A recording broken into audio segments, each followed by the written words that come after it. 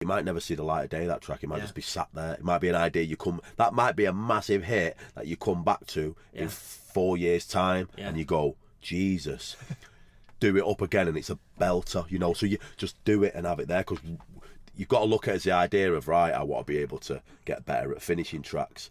How do you get better at finishing tracks? By finishing tracks. It's not fucking rocket science. Do you know what I mean? How do I get better at arrangement?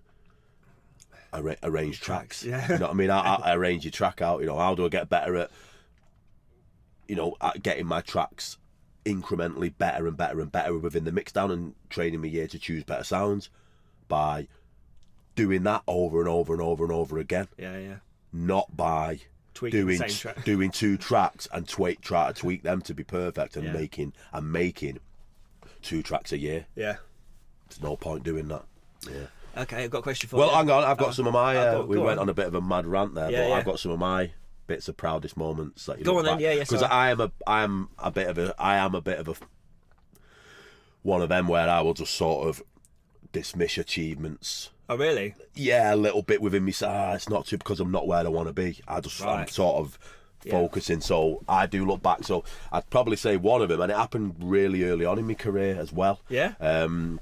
Was getting signed to All Around the World Records and going on a Clubland album.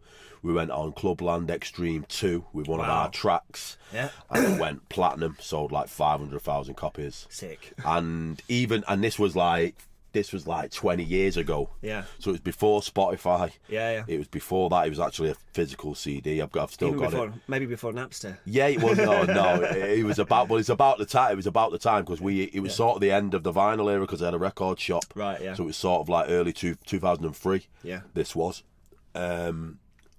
So that went platinum in the UK, #1 album.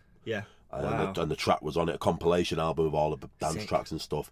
Sold like over 500,000 copies. Wow. And then even now, it's crazy, because even now, when Spotify did come about and all that type of stuff, it's like nearly at 2 million plays. Wow. So again, it come along later on as well, and that was the first track that I got over 1 million plays on as well. Wow. So does it still get plays now? Yeah, it's still on there. Wow. Still tickling away on the royalties. So that was a big, and you look back. That's sick, that one.